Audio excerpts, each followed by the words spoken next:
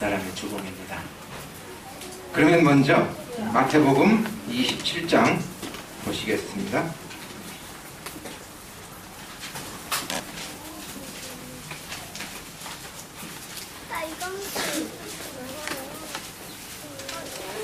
자, 27절부터 제가 읽겠습니다. 마태복음 27장 27절 이하입니다. 이에 총독의 군병들이 예수를 데리고 관정 안으로 들어가서 온 군대를 그에게로 모으고 그의 옷을 벗기고 홍포를 입히며 가시관을 엮어 그 머리에 씌우고 갈대를 그 오른손에 들리고 그 앞에서 무릎을 꿇고 희롱하여 이르되 유대인의 왕이여 평안할지어다 하며 그에게 침뱉고 갈대를 빼앗아 그의 머리를 치더라. 희롱을 다한 후 홍포를 벗기고 도로 그의 옷을 입혀 십자가에 못 박으려고 끌고 나가니라. 31절까지 읽었습니다. 우리는 알고 있는 것이 로마서에 나와 있는 말씀대로 우리가 알거니와 우리 옛사람이 예수님과 함께 십자가에 못 박혔다. 그렇게 알고 있습니다. 그렇습니다. 사실입니다. 영원 불변한 진리의 말씀입니다. 우리의 옛사람이 예수님과 함께 십자가에 못 박혔습니다. 우리의 옛사람은 우리의 육신을 말하는 것이고 또 아담의 성품에서 비롯된 자아를 말하는 것입니다. 이게 바로 옛사람이죠.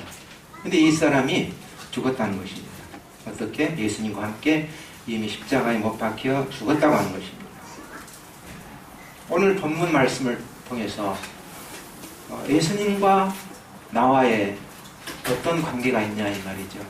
예수님이 십자가에 고난받으시고 죽으심과 과거의 그 사건과 나와는 아무런 관련이 없는가? 과연 관련이 없는가? 아니라는 것입니다. 말씀은 우리 옛사람이 예수님과 함께 십자가에 못이 박혔다는 것입니다. 사실 예수님은 육체적으로 갈보리 언덕 위에 십자가에서 달리시기 전입니다. 지금 본문 읽은 말씀이 바로 달리시기 전의 사건입니다. 예수님의 그 전 인격이 자신이죠. 죽음을 당하신 거라는 것입니다.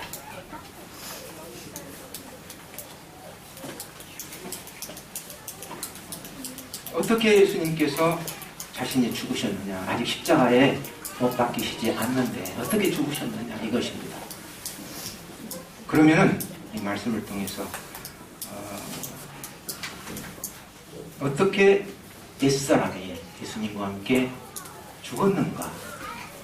예수님과 함께라는 이런 그 표현을, 이 말을 생각하시기 바랍니다. 함께. 그러니까 예수님의 지금 본문에 읽은 말씀, 예수님의 당하신 이런 사건이 바로 나와 연관이 있다는 것입니다.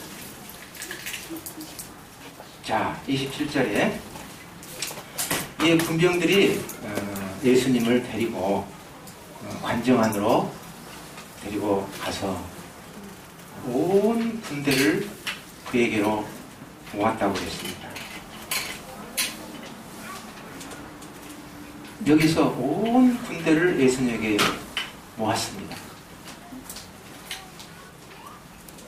예수님은 이런 상황에 얼마든지 아버지 하나님께 구해서 12영 더 되는 천사를 보내셔서 그 주위에 있는 사람 온 군대를 멸하실 수도 있으신 분이십니다. 그런데 잠잠하셨거든요. 온 군대를 모으셨어요. 12영이라고 이렇게 표현하고 있는데 한 영은 군대 영어로 한 영은 한 군단을 말합니다. 한 군단은 6,000명의 병력을 말하는 거예요. 6,000명. 그러면은 12영으로 영을 계산해 보면은 6 곱하기 12하면은 72,000의 병력을 말하는 것입니다. 72,000의 병력. 이 72,000의 이 천사를 보내게 할 수 없는 줄 아느냐. 그런데 더욱 놀라운 것은요, 이 한 천사의 이 능력이 얼마나 대단하냐면은, 찾지는 않겠습니다만은, 열왕기와 9장에 보면은,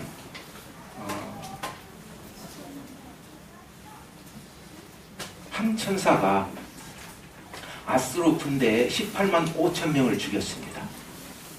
찾아보면 아실 겁니다.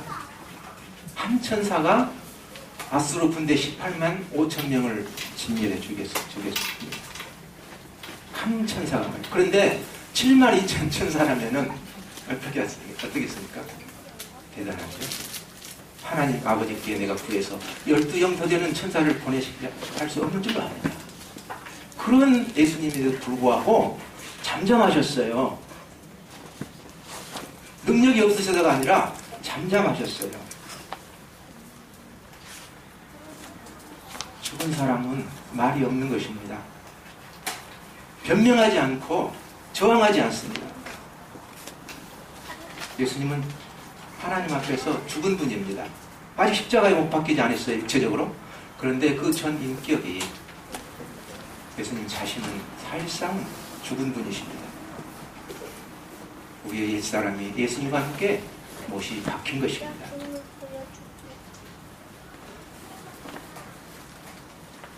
옛사람의 반응은 자기를 보호하려고 하고 자기를 방어하려고 하는 이런 본능입니다. 자기를 방어해요. 자기를 보호하려고, 자기를 방어하려고 하는 그런 본능.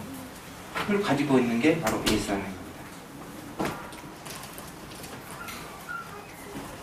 자기를 보호하려고 하고 보호하려고 하는 본능을 가진 옛사람이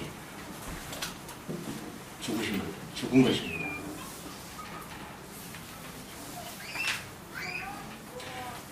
아담과 하와가 죄를 범했을 때 하나님께서 누가 그랬냐 그랬을 때 아담이 하나님 정말 제가 잘못했습니다. 제가 죽을 죄인입니다. 이렇게 나오지 않았죠? 하나님께서에게 주신 저 여자가 나를 휴가를 먹게 함으로 제가 이렇게 그랬습니다. 그랬잖아요. 이렇게 탓을 자기를 변호하고 자기를 방어하는 거예요.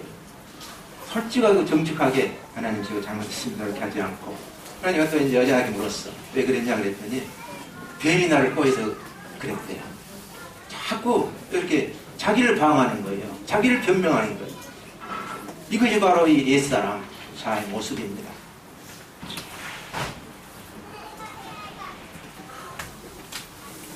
저희 두 아들이 어렸을 때, 아주 어렸을 때 둘째가 잘못했어요. 부모는 알고 있어.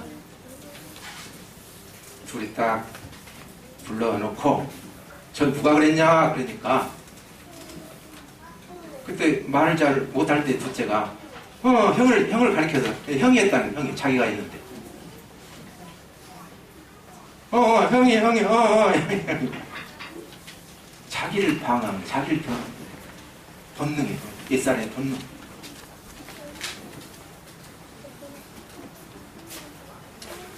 그런 면에서 우리 주님이 옛사람이 주님이 뭐 옛사람이 있겠습니까마는 예수님과 함께 나의 자아가 옛사람이 자기를 뭐 보호하려고 하고 방어하려고 하는 이런 본능의 옛사람이 자신을 죽은 것입니다.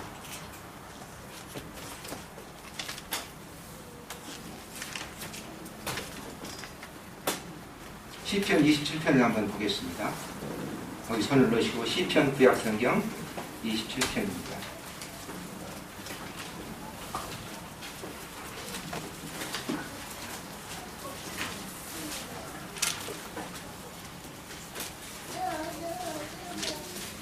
시편 27편 1절 이하 3절을 어떤 형제님 읽어주시면 감사하겠습니다.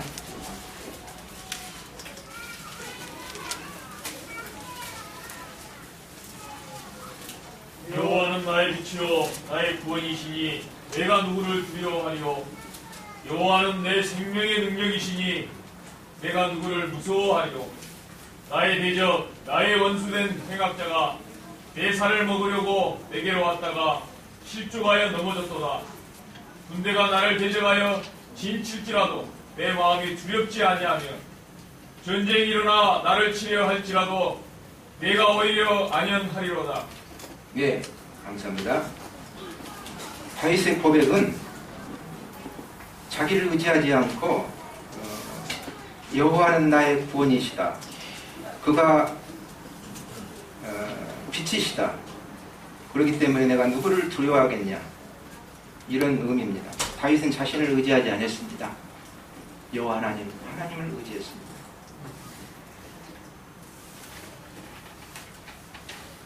우리 주님은 자신을 방어하고 보호하기 위해서 스스로 군대를, 하늘의 천사의 군대를 동원해서 어떤 위기를 모면해보려고 하지 않았습니다. 하나님께 맡겼습니다.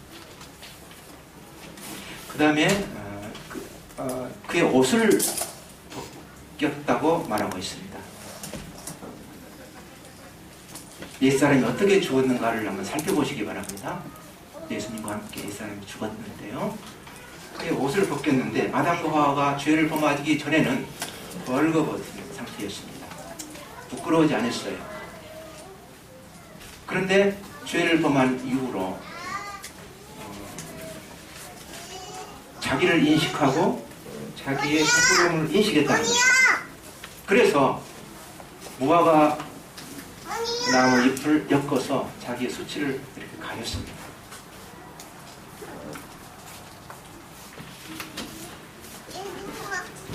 죄가 들어오기 전에는 전혀 벌거벗었을지라도 부끄러워하지 않았는데 죄가 들어온 이후에는 자기를 인식하고 자아를 인식하고 부끄러움을 느끼고 가리는 거예요. 이렇게 자기를 잎으로 가리는 거예요.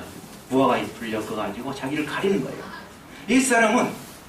여기에서 이 사람은 자신의 부끄러움을 자꾸 가리려고 하는 거예요. 자기의 부끄러운 것을 가리려고 하는 거예요. 주님은 옷을 벗김을 당했습니다. 옷 벗김을 당하겠다는 건 뭡니까? 벌거벗은 상태로 수치를 당한 겁니다. 우리 주님은 누가 우리 주님을 감히 옷을 벗길 수 있겠습니까? 옷 벗김을 당하신 것입니다. 세상 사람들은 문학이나 철학이나 예술이나 정기나 지식의 학문의 옷으로 자기를 가려준다. 그럼 그것이 가려지겠습니까? 고상한 척 하는 겁니다. 그러나 하나님 앞에서는 벌거벗은 죄인일 뿐입니다. 주님께서 서기관과 바리새인들에게 책망했습니다. 회칠한 무덤이라고. 그 무덤이 겉으로는 회가 발라졌기 때문에 아름답게 보입니다. 그렇지만 그 회 속에, 회칠한 그 무덤 속에는 죽은 사람들의 더러운 지체가 있는 것입니다. 그래서 주님은 회칠한 무덤이라고 책망하신 것입니다. 죄가 들어온 후에는 무언가를 가지고 자기를 가리려고 해요. 자기를 가리려고 하는 거예요. 이것이 옛사람의 모습입니다. 우리 주님은 벌거벗김을 당하셨습니다. 이런 면에서 우리는 이해를 해야 됩니다.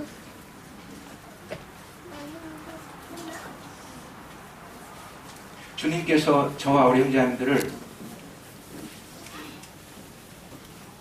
속에 있는 이런 벌거벗은 이런 부끄러운 것들을 드러내신다면 어떻게 될까요? 아마 기절할 겁니다. 기절할 겁니다.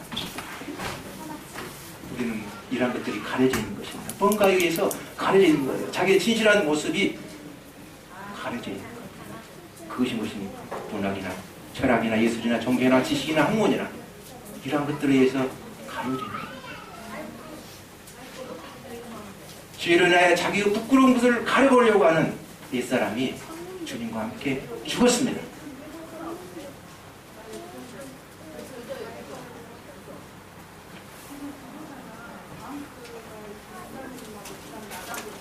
그 다음에 홍포를 이렇게 입혔다고 그랬습니다. 주님이 입으신 것이 아니고 입혔다고 그랬어요. 수동형입니다. 홍포를 입혔어요. 옷은 신분을 나타냅니다. 홍포는 왕이나 귀족들이 입었던 옷이니까 높은 지위에 있던 이런 자들이 입었던 옷을 말하고 있는데요. 홍포를 우리 주님에게 입힌 이유는 그 앞에 왕으로서 존경과 높임과 섬김을 위함이 아닌 희롱하기 위해서 왕의 신분에 대한 희롱인 것입니다. 우리 주님은 만왕의 왕이시고 만주의 주 되신 분이십니다. 실상은요. 그런데 그분께서 홍포를 입힘을 당했다고 하는 것은 왕의 신분에 대한 희롱을 말하는 것입니다. 대개 보면 신분이 높은 이란 사람들을 보면요, 마음들이 높아요. 그래서 하나님을 찾지 않습니다. 왕처럼 이렇게 마음이 높은 것입니다. 하나님의 관점에서 보면은 세상에서 지위와 직분이 어떠하냐 이것이 중요한 것이 아니고 하나님은 그에 대한 관심이 하나도 없습니다. 왜냐하면 모두가 다 죄인들이기 때문에 그렇습니다. 목욕탕에 들어가 보면은 교수님, 박사님, 과장님, 사장님 구분이 없어요. 벌거벗은 맨 몸뚱이 사람들이 뿐이기 때문에 그렇습니다. 하나님 앞에서도 그런 것입니다. 직분이 무슨 소용이 있겠습니까? 지위가 무슨 소용이 있겠습니까? 모두 하나님 앞에는 죄인들입니다. 직분과 지위로 인하여 마음이 높아진 우리의 자아를 하나님이 심판하신 것입니다. 우리 주님의 그러한 홍포를 입힘을 당함으로 인해서 당하심으로 인해서 그렇게 된 것입니다. 한 번은 다윗이 왕자난 잘 아시죠? 왕자난이 일어났습니다. 압살롬의 반란으로 인해서 왕자난이 일어났는데 그 왕자난을 피하여 다윗이 길을 가고 있었습니다. 그런데 사울의 족속 중에 한 사람인 시므이라는 사람이 다윗 왕 앞에서 다윗을 저주를 했습니다. 돌을 던지면서 감히 왕 앞에서 돌을 던지면서 피 흘리는 자여, 비루한 자여, 이 비루하다 말은 더럽다는 뜻입니다. 비루한 자여, 돌을 던지면서 막 저주를 해서 다윗 왕을. 다윗 왕의 자세는 어떤 자세였을까요? 당장에 죽여라. 그러지 않았죠. 다윗의 장수 아비새가 감히 저 죽은 개가 어찌 내 주 왕을 저주하니까 당장 가서 목을 베리까 하니까 다윗이 뭐라고 했습니까? 그러지 말아라. 여호와께서 나로 다윗을 저주하게 시킨 것이다. 시므이를 통해서 저주하게 시킨 것이다. 잠잠하고 갔습니다. 다윗은 알았습니다. 하나님께서 허락하셨다는 것을 다윗은 알았습니다. 다윗은 대꾸하거나 또한 변명하거나 꾸짖지 않고 죽이지도 않았습니다. 하나님이 허락하신 것입니다. 하나님이 시므이를 통해서 다윗을 저주하라고 시키신 것이다. 알았습니다. 다윗의 왕의 신분에 대해서 희롱을 당하고 있는 것입니다. 모욕을 당하고 있는 것입니다. 우리 주님의 모습도 마찬가지입니다. 홍포를 입혀서 경배를 하기 위한 왕이시여 경배를 받으시옵소서, 이것이 아닌 희롱하기 위해서.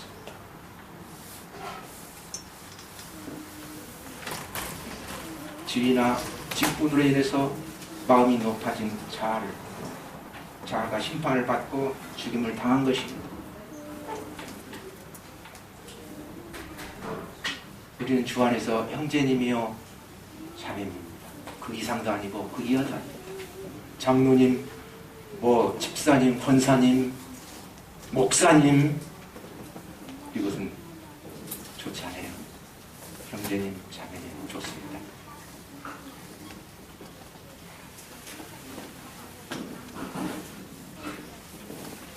다음에 가시로 된 면류관을 엮어가지고 우리 주님의 머리에 이렇게 씌웠습니다.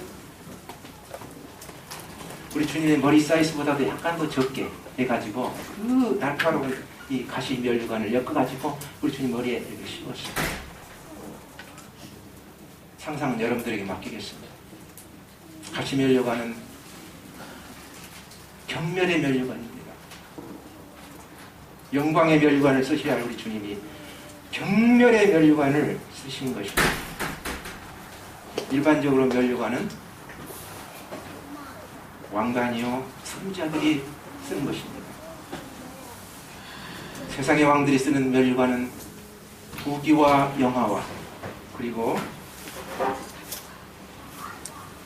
존귀를 자랑하는 것입니다. 그 면류관이요. 그러나 예수님은 경멸의 가시면류관을 쓰셨습니다.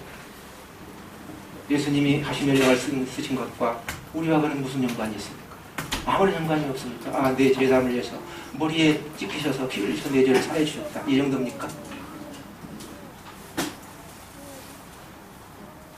우리 옛사람이 죽은 것입니다. 하나님을 떠난 이 세상에서 부하고 귀하고 영화를 누려보려고 하는 옛사람의 자아가 죽임을 당한 것입니다. 그때 죽음을 당한 것입니다. 시편 39편을 보겠습니다. 한두 장 넘기셔서 시편 39편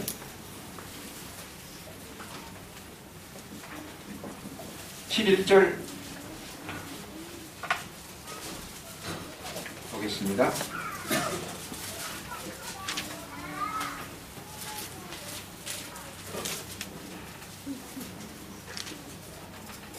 주께서 죄악을 책망하사 사람을 징계하실 때 그 영화를 젖먹음같이 소멸하게 하시니 참으로 인생이란 모두 헛될 뿐이니이다.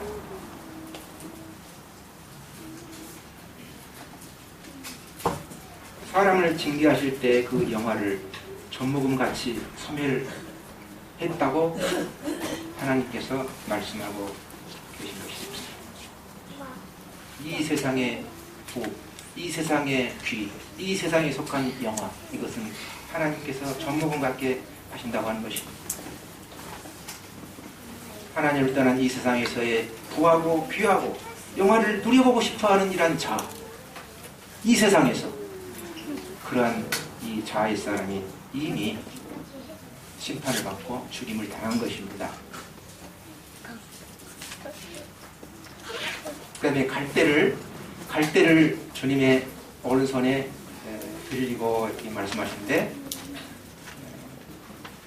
왕 오른손에 들려진 이러한 금과 보석으로 만들어진 홀이라는 것이 있습니다. 홀.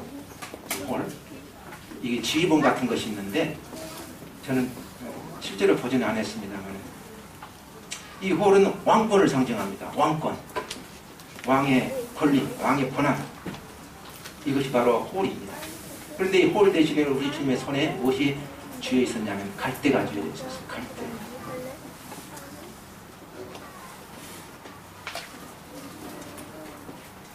하나님을 떠난 인간적인 권위, 하나님을 떠난 인간적인 권위는 언젠가는 무너집니다. 이 권위는 스스로 세운 것이 아니고 하나님이 세워주신 것입니다. 그 대표적인 예가 바로 사울왕입니다. 사울왕은 하나님의 말씀을 거절했습니다. 그래서 하나님께서 그의 왕위를 폐했습니다. 그리고 바벨론의 느부갓네살 왕도 그 왕권을 하나님이 폐하셨습니다. 짐승과 같이 방황하며 그러한 사람으로, 이게 왕에서 사람으로, 평범한 사람으로, 비참한 사람으로 전락시켜 그 다음에 신약이 와서 헤롯 왕은 하나님께 영광을 돌리지 아니하고 그런 분에 의해서 충이 그를 먹었다고 그랬습니다. 권위는 스스로 세운 것이 아니고 하나님이 세워주신 것입니다. 이 세상 사람들은 스스로 권위를 세웁니다. 스스로 권위를 세우려고 하는 이러한 옛사람의 자아의 정체. 십자가에 그때 예수님과 함께 심판을 받고 죽은 것입니다. 그리고 그 앞에서 예수님 앞에서 무릎을 꿇고 경배한 것이 아니고 희롱을 했습니다. 예수님은 경배를 받으신 것이 아니고 희롱을 당하셨습니다. 왕은 마땅히 경배를 받고 섬김을 받는 것입니다. 그러나 우리 주님은 경배 대신에 희롱을 받았습니다. 하나님을 떠난 자아가 옛사람이 높임을 받고 인정받고 섬김을 받고자 하는 이런 옛사람이 심판을 받은 것입니다. 그리고 난 다음에 유대인의 왕이여 평안할지어다. 어찌 왕을 지금 모독하고 있는데 평안할 수 있겠습니까? 모욕과 멸시를 받고 있는데 어찌 평안하겠습니까? 이것은 평안이 아니라 고통인 것입니다. 대우와 대접과 인정받고자 하는 옛사람, 유대인의 왕이여 평안할지어다. 대우와 대접과 인정을 받고자 하는 옛사람이 죽음을 이미 당한 것입니다. 극적인 상태에 도달했습니다. 이제 그에게 침을 뱉었습니다. 이것은 인격에 대한 모독입니다. 평범한 사람도 침뱉음 당하면 참을 수 없겠거늘 하물며 만왕의 왕이시며 만주의 주 되신 그분께서 침뱉음을 당하셨습니다. 이것은 왕에 대한 모독이며 하나님에 대한 모독입니다. 주님이 침뱉음을 당해주신 것은 나와 뭔 상관이 있습니까? 아무런 상관이 없습니다. 우리가 추하고 더러운 옛사람이 심판을 받고 침뱉음을 받고 죽임을 당한 것입니다.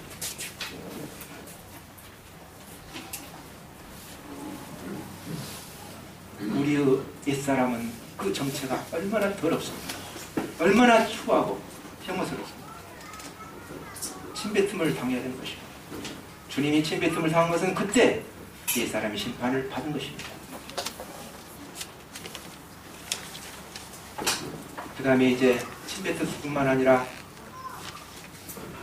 갈대를 빼앗아서 그의 머리를, 우리 주님의 머리, 지금 가시면형을 쓰고 계신 상태에서 머리를 이렇게 쳤습니다. 이 머리는 주권을 의미하고 있는데, 머리는 주권을 의미하고 있는데,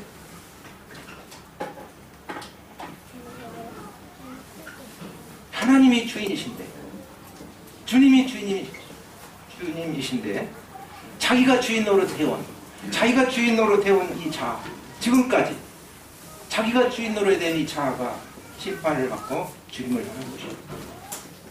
머리에 침을 당한 것은 우리와 무슨 상관이 있습니까? 아무런 상관이 없습니다. 내가 주인 노릇 해온 지금까지 이 자아, 이 옛사람이 죽임을 당한 것입니다. 심판받고 죽임을 당했습니다. 그 다음에 어쩌습니까? 희롱을 당한 후에 홍포로 벗기고 도로 그의 옷을 입혀서 십자가에 못 박으려고 끌고 나갔다고 했습니다. 왕의 수치, 왕의 수치. 왕의 수치가 어떻게 불명예스럽게 전락이 되고 말았냐면 평범한 사람으로, 왕에서 평범한 사람으로 전락해 버렸습니다. 우리 옛사람은 그렇게 해서 심판을 당하고 죽임을 당했습니다.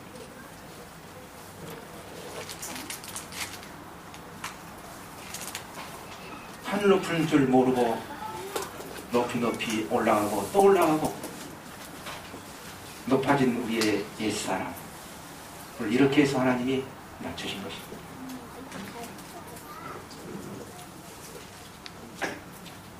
빌립보서 우리 2장을 한번 봐볼까요?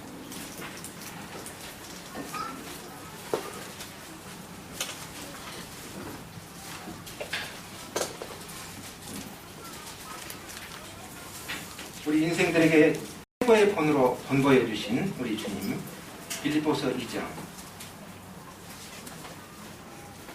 5절 이하를 읽겠습니다. 너희 안에 이 마음을 품으라고 그리스도 예수의 마음이니 그는 근본 하나님의 번셋이나 하나님과 동등됨을 취할 것으로 여기지 아니하시고 오히려 자기를 비워 종의 형체를 가지사 사람들과 같이 되셨고 사람의 모양으로 나타나사 자기를 낮추시고 죽기까지 복종하셨으니 곧 십자가에 죽으시니라. 하나님이신 그분이 자신을 낮추시되 얼마큼 낮추셨냐면 첫째, 하나님과 동등됨을 취하지 않았다. 그래서 하나님이신 자기의 이 지위를 비우신 것입니다. 그래서 사람같이 된 겁니다. 제가 마치 인간을 비우고 개미가 된 것처럼 불가능하지. 이것은 제가 인간인데 개미와 같이 인간을 사람을 비우고 개미와 같이 개미가 되어가지고 같이 노는 거예요. 그처럼 하나님이신데도 자기를 비우시고 인간 피조물 인간같이 되신 거예요. 자기를 비우셨기 때문에 가능한 거예요. 낮추셨기 때문에 가능한 겁니다. 그리고 인간이 되셨습니다. 인간이 되신 거기에 끝난 게 아니고 또 비우셨어요. 더 낮추셨어. 어떻게 낮추셨냐? 십자가에 죽기까지 낮추신 것입니다. 하나님이 인생들에게 이런 본을 보이신 것입니다. 옛사람은 그렇게 해서 심판을 예수님과 함께 십자가에 못이 박힘으로 죽었습니다. 주님께서 당하신 모습이 지금까지 본문에 마태복음 21장 20절 이하 주님이 당하신다는 모습이 옛사람이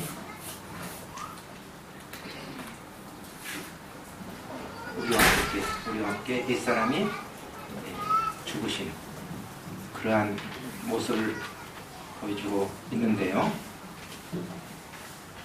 베드로전서를 한번 봐보겠습니다. 베드로전서입니다.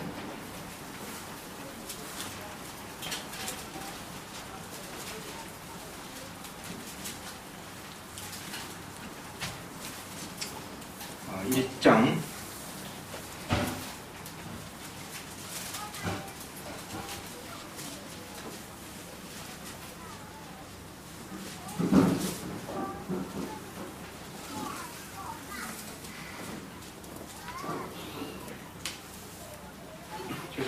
1장이 아니네요. 2장입니다. 2장 21절입니다.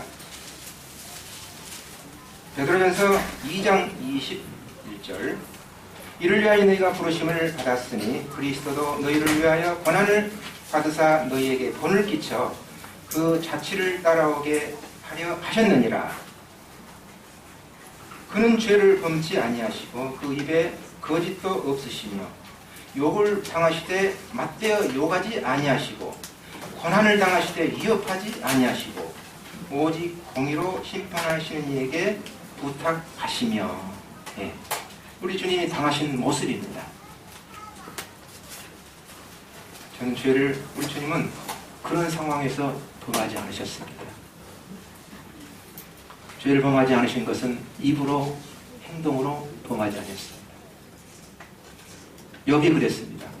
그 어려운 상황 속에서 어리석게 욥이 입으로 범죄치 아니했더라 그랬습니다. 주님은 죄를 범하지 않으셨습니다.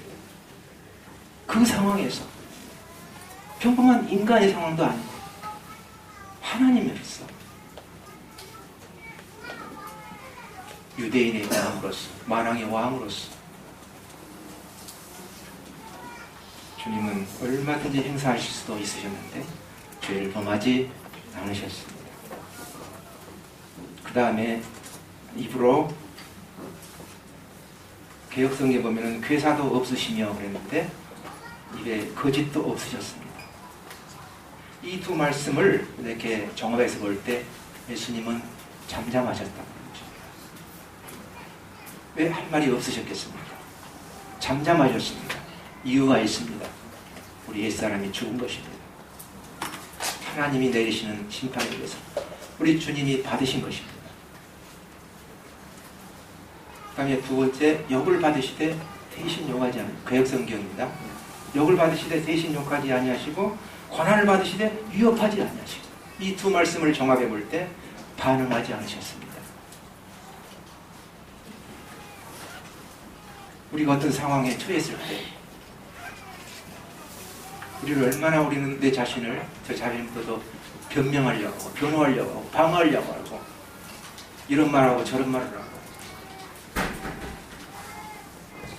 이 사람이 죽은 모습이 아니죠. 우리 주님은 오직 공의로 심판하신 자에게 부탁하셨다고 했는데 아버지 하나님께 맡겼습니다. 아버지 하나님께 맡긴 거예요. 그래야 해결이 되는 거예요. 내가 어떻게 뭐 해보려고 이렇게 아버지 하나님께, 우리 주님은 최후적으로 공의 하나님께 부탁했습니다. 나의 옛사람은 우리의 힘으로 죽일 수 없습니다. 경험해 보셨잖아요. 안 돼요. 안 죽어져. 죽었는데도, 예수님과 함께 이미 죽었는데도 실제로 안 죽어져요. 내가 죽이려고 하면 됩니까? 안 죽어져요. 그러면 어떻게? 믿음으로만 가는 거예요. 믿음으로. 그러면 그 믿음이 무슨 믿음이냐? 우리 옛사람 예수님과 함께 십자가에 죽었다고 여기는 믿음입니다. 내가 죽이려고 하는 건 안 그래야지 다짐하고 결심하지만 안 됩니다. 오직 옛사람은 이미 옛사람이 예수님과 함께 죽었다고 하는 사실을 기초한 그 믿음, 그 믿음으로써 옛사람을 승리할 수 있습니다. 그리고 또 죄에 대해서 죽은 자로 여기는 믿음, 죄에 대해서 죽은 자로 여기는 믿음, 그 말씀 찾아보겠습니다. 로마서, 잘 아시는 말씀인데요,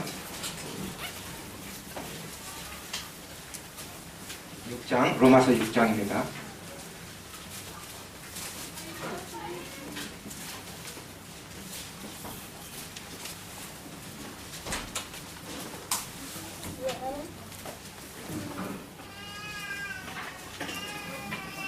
(10절) 6장 10절, 예수님이 그가 죽으심은 죄에 대하여 단번에 죽으심이요 그가 살아계심은 하나님께 대하여 살아계심이니 이와 같이 너희도 너희 자신을 죄에 대하여는 죽은 자요 그리스도 예수 안에서 하나님께 대하여는 살아있는 자로 여길지어다.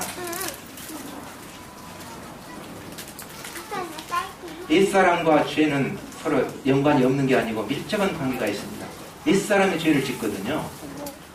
옛사람이 죄를 짓는 거예요. 새사람이 죄를 짓는 게 아니고, 죄에 대해서는 죽은 자로 여기라는 거, 이 말씀으로. 그래야 우리는 승리할 수 있습니다. 성령님께서는요, 우리 안에 계신 성령님께서는 우리를 인도하십니다. 인도하십니다. 어디로 인도하실까요? 성령님께서는 우리를 인도하시는데 어디로 인도하시는지 아십니까? 항상 인도하시는데 어디로 인도하시냐면 십자가로 인도하십니다. 십자가로 인도하십니다. 죽게 만든 것. 십자가는 무엇입니까? 옛사람의 사형장소입니다. 옛사람이 사형받은 곳입니다. 이거 앉아.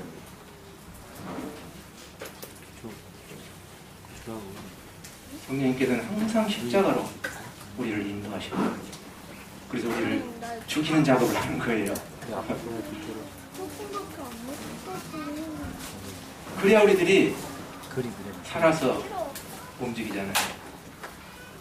죽지 않고 어떻게 살 수 있겠습니까? 이것은 원리잖아요. 어떻게 주님이 죽으시지 않고 사실 수가 있으셨겠습니까? 그런데 우리는 십자가를 내면하고 부활을 생각합니다. 죽지 않은데 어떻게 살 수가 있겠습니까? 이 사람이 죽지 않은데 어떻게 살 수 있겠습니까?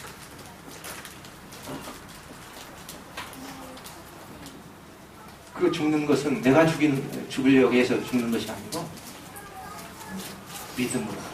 그 믿음은 무슨 믿음이냐면 예수님과 함께 내가 십자가에 못 박아 죽었다.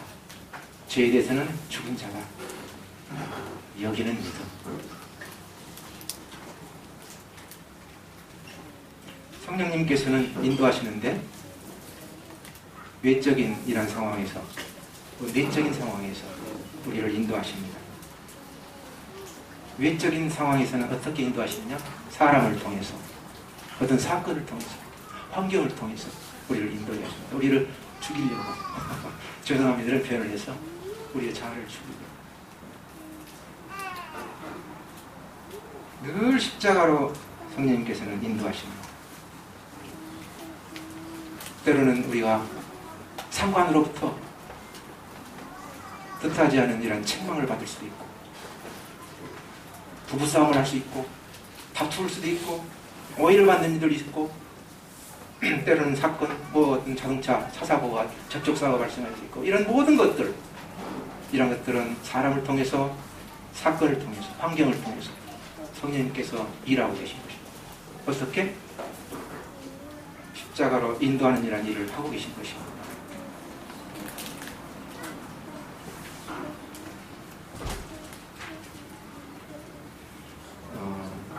어제가 아니고 지난주 토요일 날 하루 종일 제가 밖에서 일을 보고 집으로 돌아와서 막 이제 주차를 이렇게 하려고 하는데 전화가 왔어요. 예배당에서 전화가 왔어요. 예배당에 가스가 떨어졌다는 것입니다. 그때 상황은 집에 들어가야 하고 또 쉬어야 하는데 그런 생각이 들었습니다. 하루 종일 일을 보고 피곤하기도 하고 그래서 쉬어야 되는데, 그렇지만은 그 전화를 받고 그냥 외면할 수가 없어서 시동을 다시 걸었습니다. 그리고 다시 예배당으로 가서 옥상에 올라가 보니까 가스가 3통이 전부 비어 있었어요. 텅텅텅 그랬습니다. 비어 있었어요. 그래서 전화로 얼마든지 가스를 주문할 수 있었지만은 굳이 기꺼이 예배당으로 와서 가스를 주문하고, 그런데 또 의외로 어떤 일이 또 보였습니다. 쌀도 떨어지고 또 화장지도 떨어지고 그런 것들을 이제 대체시킬 수가 있었습니다. 환경을 통해서 성령님께서는 나를 인도하신다는 것을 예를 통해서 말씀을 드립니다. 집에 들어가서 쉬고 싶고, 그런데 그러한 나의 자아를 부인하고 기꺼이 예배당으로 왔다고 하는 그에 대한 교훈을 받았다고 하는 것입니다. 성령님께서는 늘 나를, 내 자신을 부인하고 주님의 뜻을 따르도록 하는데 성령님의 인도하심이 있다고 하는 것입니다.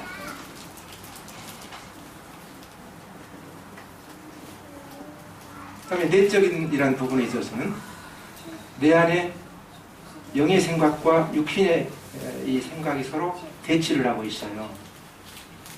대립하고 있어요. 그래서 영의 생각은 예수님의 생각이고 주님의 생각이고, 육신의 생각은 내 자아의 생각입니다. 이 두 생각이 대립을 하고 있어요. 이것을 할까 말아야 될까, 저것을 해야 될까 말아야 될까, 그런 생각이 있는 거예요. 생각은 이제 행동을 낳잖아요. 내가 지금 하고 있는 생각이 예수님이 기뻐하시는, 주님이 기뻐하시는 생각일까?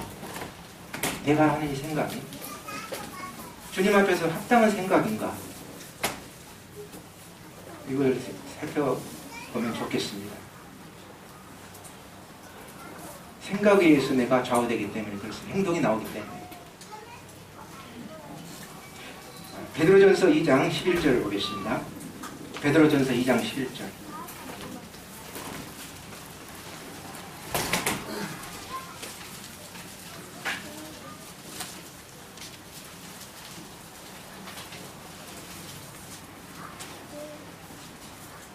(2장 11절을 어떤 얘기 읽어주시면 감사하겠습니다.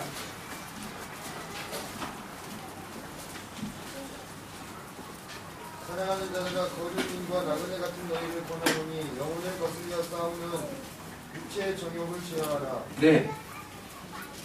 여기 보면은 너희 영혼을 거스려 싸우는 육체의 정욕을 말하고 있습니다. 이 육체의 정욕은 곧 자아인데요. 옛사람, 옛성품. 자아인데 이 옛사람, 이 자아가 영혼을 거스려서 싸운다는 겁니다. 싸워. 이거를 망각하면 안 될 것 같아요.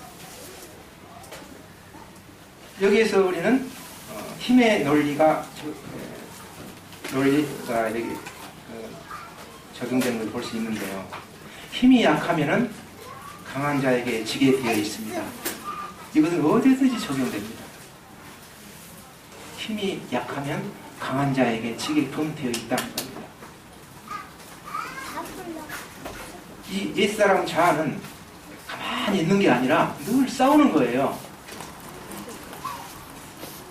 어떻게든지 싸워가지고 죄를 짓게 만드는 겁니다.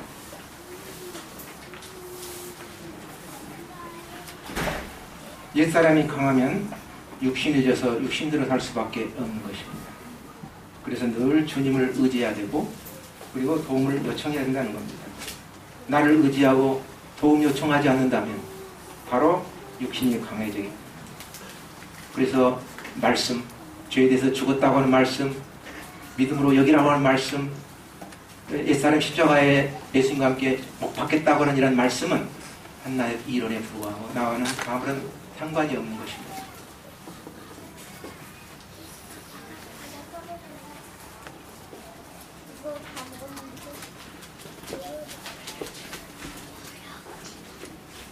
옛사람은 가만히 있지 않는 것입니다. 늘 일어나서 틈만 있으면은 기회만 주어지면은 내 영혼 새 사람, 새로운 성품, 새 사람에 대해서 싸우고. 그래서 바울은 고백을 했습니다. 오라 나는 공권자라. 이 사망의 몸에서 누가 나를 건져내랴. 우리 주 예수 그리스도를 말하며 하나님께 감사합니다 그랬습니다. 새 사람은 말씀과 기도를 좋아하고 옛사람은 세상을 좋아하고 죄를 좋아합니다. 여기에서 힘의 논리가 적용이 됩니다. 어느 쪽이 강하냐. 에 따라서 약한 자는 당하게 됩니다.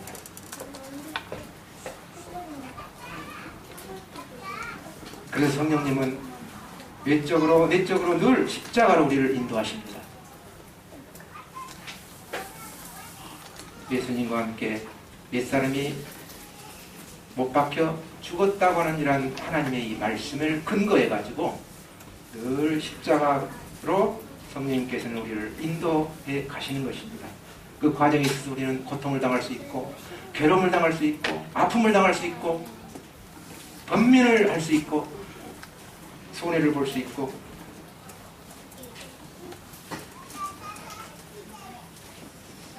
하나님의 뜻은 다른 데 있는 게 아니고 우리 옛사람이 죽고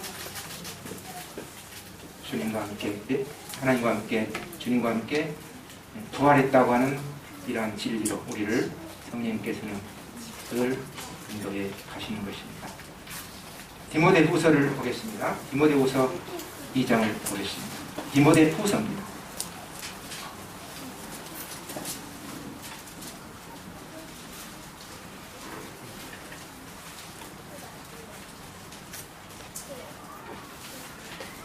(2장 11절입니다) 디모데후서 2장 11절.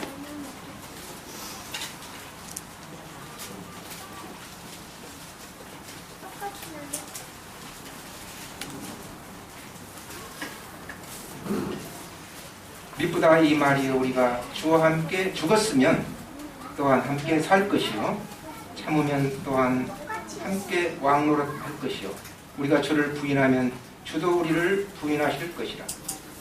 우리는 미쁨이 없을지라도 주는 항상 미쁘시니 자기를 부인하실 수 없으시리라.